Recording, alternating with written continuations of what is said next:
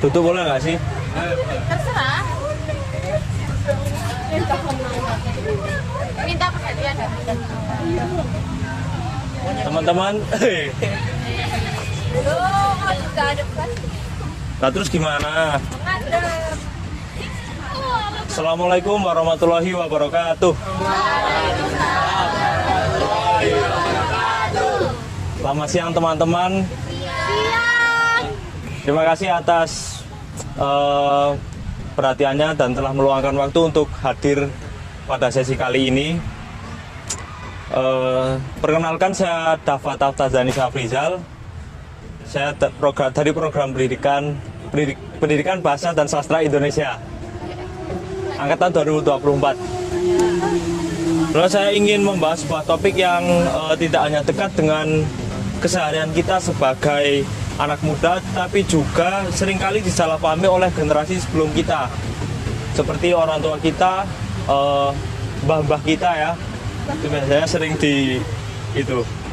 Nah, siang ini kita tidak akan membahas teori kuliah yang berat, melainkan sebuah aktivitas yang saya yakin sering kita lakukan di kos atau di rumah untuk melepas penat, yaitu bermain video game. Teman-teman, sejak kecil kita mungkin sering mendengar stigma negatif tentang game. Kita sering diingatkan bahwa bermain game itu membuang-buang waktu, merusak konsentrasi belajar, atau bahkan membuat pikiran kita tumpul. Namun, apakah benar tampaknya seburuk itu? Siapa di antara teman-teman semuanya ada yang di sini yang main game? Oh, itu masnya yang baju abu-abu, bisa tolong ke sini mas? Sebelumnya masnya dengan siapa? Perkenalan dulu. Namaku Rilo. Nama panjang dong. Rilo Ipambudi. Bisa dipanggil Rilo. Ya. Prodi apa mas? Prodi sama kayak masnya, Pendidikan Bahasa dan Sastra Indonesia. Asalnya dari mana mas? Dari Wonogiri. Oh, Wonogiri. Kalau masnya itu main game apa mas? Kalau saya itu biasanya main Genshin Impact mas. Oh, Genshin Impact. Lah terus kalau masnya main game kompetitif nggak? Kompetitif itu game kayak gimana ya mas? Ya game yang menuntut kita untuk berpikir strategi, terus kerja sama tim, lalu ada ranknya gitu mas. Kalau kompetitif mungkin Mobile Legends sih mas. Mobile Legends? Ya. Nah kalau menurut masnya itu ada dampak negatif atau positifnya itu ada nggak mas Mobile Legends itu? Pastinya dari keduanya baik positif maupun negatif ada ya mas. Perlu dijelasin nggak ini? Perlu dong. Perlu. Oh ya. Mungkin dari dampak negatifnya dulu ya.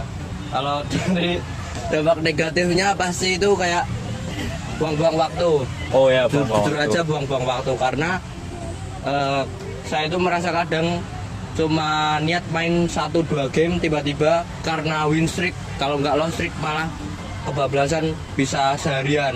Oh dan ya. aktivitas yang lain itu terbengkalai gara-gara itu. Kemudian untuk dampak positifnya sendiri, kalau dari yang saya rasakan bisa membuat saya lebih produktif mas, karena saya itu biasanya rela buat ngerjain tugas-tugas saya kayak tugas kuliah atau tugas rumah lebih cepat supaya saya bisa cepat-cepat main game gitu. Sudah. Baik, terima kasih Mas Rilo. Oh ya, sama-sama. Boleh kembali nggak? Boleh. Ya, makasih. Nah, pada sesi kali ini teman-teman, saya ingin mengajak teman-teman semuanya untuk melihat sisi lain yang jarang dibahas secara ilmiah. Kita akan membedah bagaimana video game, jika disikapi dengan bijak, sebenarnya merupakan sebuah alat yang baik untuk melatih otak kita, mengasah kemampuan kognitif, dan membentuk mental kita di dunia nyata. Teman-teman semuanya, mari kita bedah apa yang sebenarnya terjadi pada otak ketika kita sedang bermain game.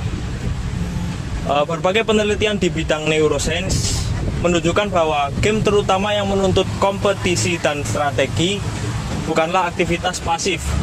Ketika kita bermain game, otak kita justru bekerja dengan sangat aktif dalam beberapa aspek krusial. Nah, manfaat pertama yang paling krusial adalah melatih kemampuan pemecahan masalah secara cepat dan taktis. Dalam game bergenre strategi atau taktis, kita dituntut untuk menganalisis situasi yang berubah dalam hitungan milidetik, membaca pergerakan lawan, dan mengambil keputusan penting di bawah tekanan waktu yang sangat ketat. Proses ini secara tidak sadar melatih bagian otak yang disebut korteks prefrontal, yang bertanggung jawab atas fungsi eksekutif, perencanaan, dan pengambilan keputusan di kehidupan nyata.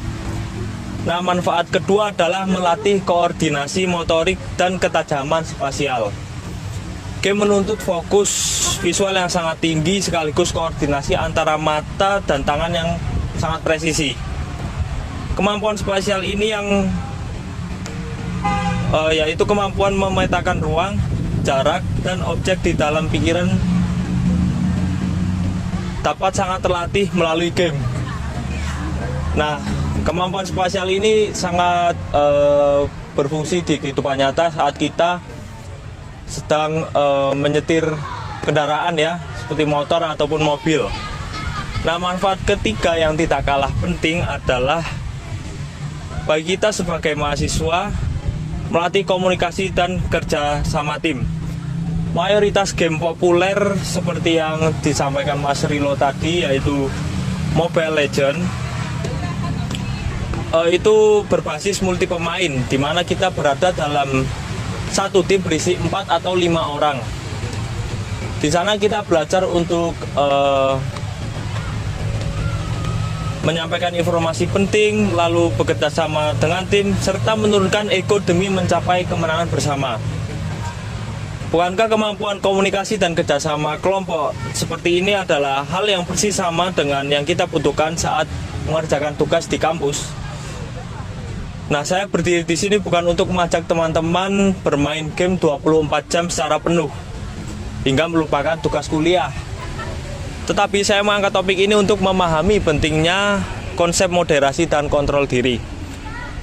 Video game memberikan dampak positif yang luar biasa bagi otak hanya jika kita mampu menempatkannya pada porsi yang tepat. Game menjadi buruk bukan karena medianya, melainkan karena manajemen waktu kita yang salah. Ketika kita bisa membatasi waktu bermain secara disiplin, game justru menjadi sarana refreshing yang produktif untuk mengembalikan kesegaran otak setelah kita jenuh belajar.